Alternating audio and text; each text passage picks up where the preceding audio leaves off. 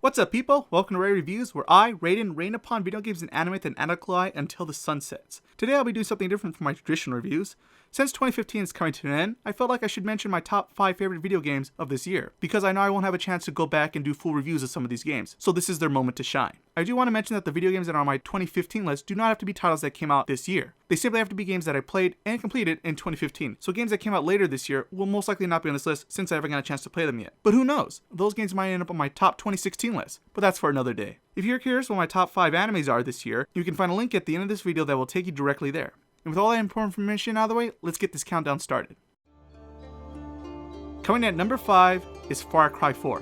Far Cry 4 brought many of the mechanics from Far Cry 3, and that's a very good thing. Instead of the tropical setting of the previous game, Far Cry 4 takes place in the Himalayas, which allowed developers to have many more exotic animals, including elephants, tigers, rhinos, bears, and even those pesky eagles. The level design here is much more vertical thanks to its hillside setting, which allows players to explore the large world map using mini helicopters and a flying suit, which were a ton of fun to play and explore with. I had a blast infiltrating enemy bases using the various weapons and items. Watching enemies flee for their lives as a bear took them out one by one was a guilty pleasure of mine. The open world in Far Cry 4 is one of the best I've ever seen because of its size and countless side missions. There's always something to do in this game. Troy Baker's entertaining as the game's villain, Pagan Min, though I wish there was more of him in the game. I thought the decisions of Far Cry 4 were provoking since many of the characters never came off as a completely evil person, so I spent minutes pondering my decisions before deciding the fates of the people around me. Overall, Far Cry 4 is a great first-person open world game that shouldn't be missed. Coming in at number 4 is Bayonetta 2. Honestly, one of the reasons why I bought a Wii U was just so I could play the sequel, and boy was I not disappointed. Bayonetta 2 built upon the first game and improved on several fronts. The story in Bayonetta 2 made a ton more sense than the original. The game was far more forgiving to new players of the stylish hack and slash genre compared to the first game, and yet still remained a challenge for veteran players as well. Graphically, Platinum Games pushed the Wii U to its max and created one of the best looking games on the Nintendo console. They introduced a co-op mode which was great to play with others. The combat in this game is amazing. I found myself addicted to it. I was constantly trying out different moves to try to increase my combo score. All this plus players got a hard copy of the great Bayonetta 1 for free when they bought Bayonetta 2. They even went through the process and added some new stuff in Bayonetta 1, like Nintendo costumes based off Link, Samus, and Fox. Damn, that's one hell of a deal. If you have a Wii U, do yourself a favor.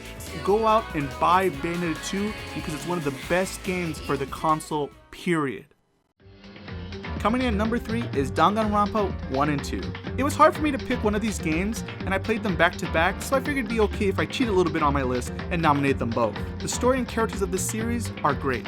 The story kept me on the edge of my seat most of the time, and I really enjoy talking to the unique characters and discovering more about their past history.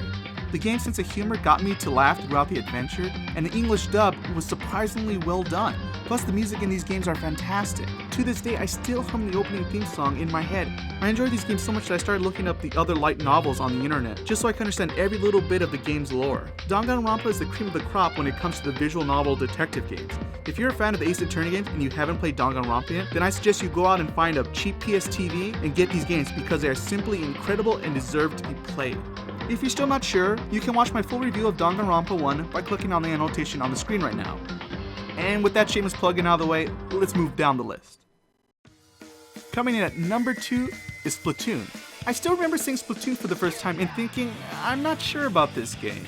However, I was delightfully wrong about my first impressions of this game. Splatoon is an online third-person shooter with a twist. The game's main goal is to color the surface of the battle arena instead of killing the opposing team. Oh sure, you can still destroy your enemies with your various ink guns, but the priority here is to paint the stage with your own squid color. The game came out this past summer, and Nintendo has constantly kept this game relative to this day thanks to its free DLC that contains new weapons, maps, and clothes. I was worried about this online game because Nintendo has a poor track record when it comes to online games, but surprisingly, I hardly ever had any troubles finding a match online. I even found myself playing Splatoon all day during one of its Splatfests. Not only does this game have an amazing online mode, but also has a solid single-player experience, which seems to be a rarer and rarer thing these days when it comes to online shooters. If you want a competitive online shooter without all the stress and online chat hate, then Splatoon is definitely for you. Coming in at number 1 is Bloodborne. Holy crap, I never thought I would have gotten into this game as much as I did, let alone name it my favorite game of 2015, but here it is at number 1. I have never played Demon's Souls or Dark Souls before playing Bloodborne, so I'm honestly surprised how much I enjoyed this game despite its hard difficulty. I always heard about how hard these games are, so I stayed far away from them until I saw Bloodborne's first trailer. I'm a sucker for a gothic Victorian setting, so this game got my attention immediately. I found the combat here to be challenging, yet fair, so when I died, it was because I made a mistake, not because of the game. I really did enjoy trying to time my gun attacks to initiate a visceral attack on my enemies. And man, are those visceral attacks so satisfying. Because who doesn't love ripping the guts out of their enemies?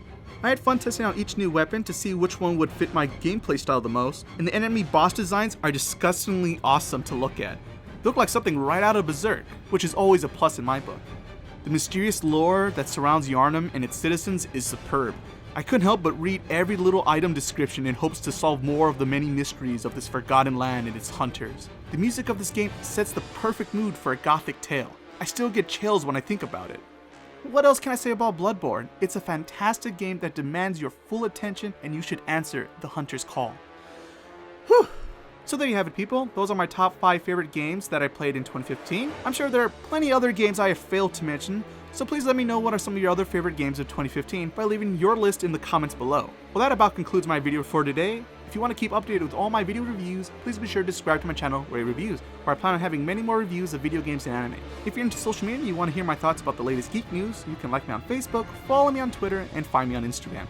I'll provide links to all these social medias in the description below. I look forward to our nerdy discussions. Thanks for watching, I was Rayden, and I'll see you guys again when the sun rises out.